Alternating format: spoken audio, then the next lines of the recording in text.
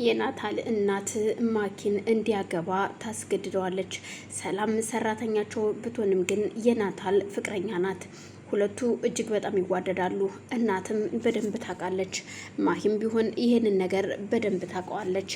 ግን ደግሞ ሮዛ ከማኪ ይልቅ ሮዛን እንዲያገባ ነው የምትፈልገው። ስለዚህ ማኪ እባክህ ሰላምና ናቲ እንዲጋቡ እጅግ የምትፈልገዋ ሮዛ እናታቸው ግን ሰላምን እንዲያገባት አይደለም ቤቷ እንድትሰራ ራሱ አትፈልግም። እናም ማኪ በአጋጣሚ በተኛችበት ሁሉም ሲተኙ መድኃኒት ትወጋታለች። የወጋቻት መድኃኒትም በእንቅልፍ ልቧ በዛው እንዲገላት ነበር። ግን ሰላም በሆነ አጋጣሚ ስትነቃ በጣም ህመም እንዳለባት ይሰማታል። እንደምንም ተፍጨርጭራ መነሳት ቢያቀታትም እንኳን እየተጎተተች መሬት ለመሬት ወደ በሯን ከፍታ ወደ ውጭ ትወጣለች። ግን ደግሞ ናታል ውሃ ለመጠጣት ወደ ኪችን ሲመጣ ማኪ ወግታት ስትወጣ መንገድ ላይ ተገናኝተው ነበር። የት ነበርሽ? ምን ልታረጊ መጣሽ? ነበር ጥያቄው። ውሃ ልጠጣ እንደመጣች ትነግረዋለች። እሷም በእጇ የያዘችውን ግን ለማሳየት አልፈለገችም። ደብቀውም ስለነበረ ተጠራጠራት። ሰላምን ለማየት ቢፈልግም እንኳን አሁን ስልኩን አውጥቶ ካየ በኋላ ሰዓቱ እንደሄደ ሲያይ ስልኩን ወደ ኪሱ አስገብቶ ወደ መኝታ ቤቱ ይሄዳል። በአጋጣሚ ሆኖ በሩን ከፍቶ ወደ መኝታ ቤቱ ገብቶ ዘወር ሲል ያየውን ማመን ያቅተዋል። ሰላም መሬት ላይ ተጎትታ በሯን ከፍታ በእጇ ድረስልኝ የሚል ምልክት ታሳየዋለች። የያዘውንም ኩባያ መሬት ጥሎት ነበረ ወደ እሷ እየሮጠ የሄደው። እሷ መናገርም ሆነ ማውራት አትችልም። ብቻ ትንፋሿ ግን አለ። በዛን ሰዓት ሲጮህ ነበረ። እነ ሮዛም ስትመጣ በአጋጣሚ ሰላም ወድቃለች። ምን ሆና ነው? ምን ተፈጥሮ ነው? አላቅም። ሮዛ እባክሽን ለአምቡላንስ ደውይና ጥሪ፣ አምቡላንስ እንምጣና ወደ ሆስፒታል መሄድ አለብን፣ ታማለች በማለት ሲናገር እናቱ እና ማኪ ይመጣሉ። ቆይ ምን እያደረክ ነው አንተ? ለአንድ ተራ ሰራተኛ ምንድነው እንደዚህ የምትሆኑት የምታሽቃብጡት? በማለት እናትም ሆነች ማኪ ይናገሯቸው ጀመር። ሮዛም ቆይ እዚህ ጋር ስለ ሰራተኝነት ነው የምታወሩት ወይስ ስለ ሰውነት ነው? እዚህ ጋር ሰው ነው ታሞ ያለው፣ ሰራተኛ አይደለም ሰው። ታውቃላችሁ ማንኛውም እንደሚታመመው ሰው ነው የታመመው። ስለዚህ ትርፍ ቃል እንድትናገሩ አልፈቅድላችሁም። እማዬም ዝም እንድትይ ነው የምፈልገው በማለት እናቷን ስትናገራት፣ እንዴ ቆይ አንተስ እሺ ምን ቤት ነህ? ስለዚህ ዝም በሉ። ሰላም ማለት ለኛ አብሮ አደግ ጓደኛችን ናት፣ እህታችን ናት። ስለዚህ ዝም ብትሉኝ ይሻለኛል በማለት ሮዛም ወደ አምቡላንስ ትደውላለች። በዛን ሰዓት እናቲም ያችን ልጅ ብድግ አድርገው ሁለቱም ተነስተው ወደ ሆስፒታል ይዘዋት ይሄዳሉ። ማኪና እናት ቤት ውስጥ እጅግ በጣም ተናደው ስለነበረ የሮዛ እናትም ማኪን ይልሽ ዛሬ ናታልን ታገቢዋለሽ፣ ቀለበት ታድርጊለታለሽ፣ ነገ ተዘጋጅ፣ ነገ ቀለበት ማድረግ አለባችሁ፣ ያለበለዚያ ግን አይኔ እያየ ሰራተኛ እንዲያገባ አልፈቅድም ትላታለች።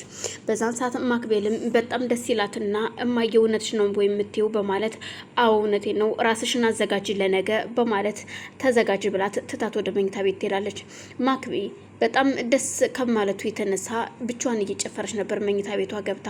ነገ የቀለበቴ ቀን ነው እያለች ሰላምም ወደ ሐኪም ቤት ተመልሳ የሆነ መዝናኛ ላይ ቁጭ ብለው ነበረ። እናም ሮዛ መድኃኒት ገዛ ሄዳ እስከምትመጣ ድረስ ከናቲ ጋር ቁጭ ብለው እያወሩ ያለ ስለ ፍቅራቸው እያወሩ ነበር። ግን ደግሞ አሁን የመጣብን ነገር አለ። እናትህ እኔን አትፈልገኝም፣ የምትፈልገው ማኪን ነው ስትለው፣ በፍጹም እኔ ማኪን አላገባም፣ እመኝኝ፣ የእውነቴን ነው ምልሽ፣ ካንቺ ውጭ ሌላ ሰው አልፈልግም፣ እባክሽ ሰላም ሁለተኛ እንደዚህ አይነት ጥያቄ እንዳታቀርቢልኝ ይላታል። ሰላምም ወድጄ መሰለ እንዴ ናትዬ፣ ግድ ሆኖብኝ እኮ ነው፣ እኔ ካንተ መለየት አልፈልግም ትለዋለች። እሱ ግን እንደማይለያ ና ከሷ ውጭ ሌላ ሰው ማግባት እንደማይፈልግ ነው። እናት ግን ከሰላም ጋር ፍቅር አይደለም ሰላም እንኳን እንዲለዋወጡ አትፈልግም። ሰላም ታማ ከሆስፒታል መድኃኒታቸውን ይዘው ይመጣሉ። ለሁለት ይዘዋት ይመጣሉ ከሮዛ ጋር። ምንድነው የዚህን ያክል የምታሽቃብጡት? በማለት እናትና ማኪ ቁጭ ብለው ይሳለቁባቸው ጀመር። ሰው ስለታመመ መሰለኝ እያገዝን ያለ ነው፣ ምንድን ነው የምትሉት? ለማንኛውም አስገባትና ናሁን በማለት እናትም ትገላምጧለች። ማኪ በጣም ተናዳ ስለነበረ በንዴት ቢሆንም እሺ ሰላም ተሻለሽ ወይ የሚል ጥያቄ ስጠይቃት አዎ ተሽሎኛል አመሰግናለሁ ትላታለች። በዛን ሰዓት ወደ ክፍል አስገብተው ናቲ ለሰላም ምግብ ለመስራት ወደ ኪችን ይገባል። እሷም ተከትለው ወደ ኪችን ከኋላው ሄዳ ነበረ። ተደብቃ እያየችው ነው። ናቲ ሽንኩርት ሲከትፍ አይኖቹ እያለቀሱ ነበር። እጅግ እያሳዘናትም ቢሆን እስከሚጨርስ ትጠብቀዋለች። ምግቡንም ሰርቶ ሮዛ ወደ ውጭ ወታ ስለነበረ እሷም ለሷ ብላ ጁስ ገዝታላት ነው የመጣችው። ስለዚህ ናቲ ምግቡን ሰርቶ ወደ መኝታ ቤት ለመውሰድ ሲዘጋጅ ሰላምም የኔ ጌታ ተቃጠል ካደል ስትለው ለማንኛውም ሰርቻ መጣልሻለሁ ክፍልሽ እንድትጠብቂ ነው የምፈልገው ሲላት እሷም ወደ ክፍሏ ትሄዳለች።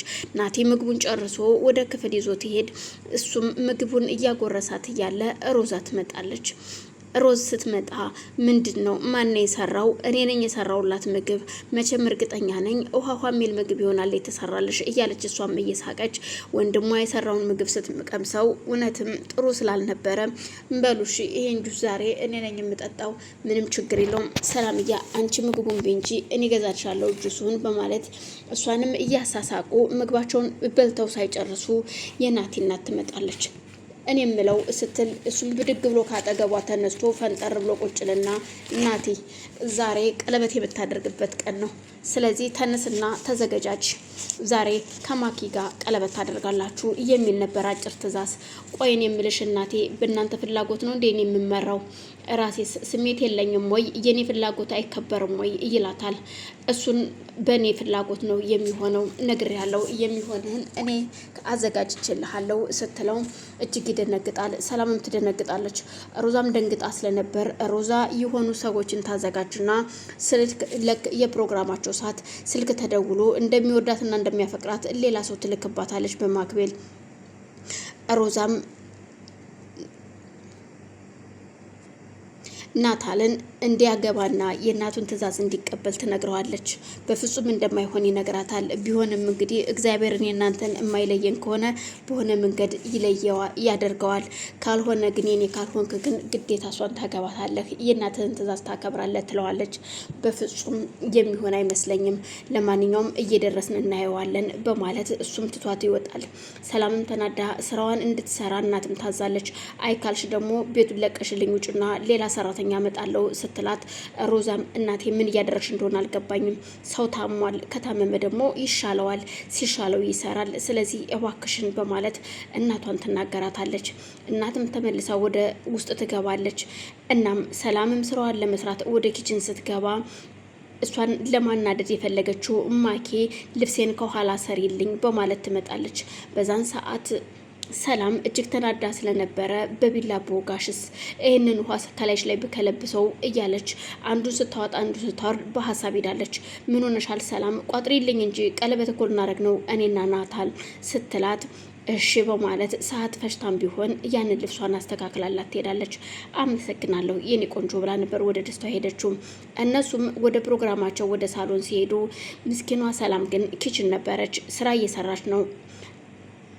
ሮዛም ከኪችን ታወጣትና ወደ መኝታ ቤት ወስዳ ሜካፕ ትቀባባታለች። ቆይ ምን እያደረግሽ ነው ግን ሮዛ? እኔ እኮ አይደለም ፕሮግራሙ የማኪ ነው። ቀለበቱ የሷ እንጂ የኔ አይደለም። ቀለበቱ ፕሮግራሙ የሷ ቢሆንም ግን ሙሽራው ያንቺ ነው ሰላምዬ ትላታለች። እንዲህ አልገባኝም። አሁን ነይ በማለት ሮዛ ሰላምን ሜካፕ ቀባብታ አለባብሳ አዘገጃጅታት በአሁን ልብስ እንድትለብስ ታዛታለች። አበሻ ቀሚስ አምጥታላት ስለነበር እሱንም ትለብሳለች።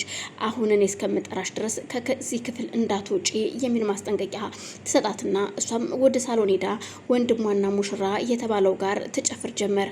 እያጨፈረች እያለ ነበር በድንገት ስልክ የተደወለው።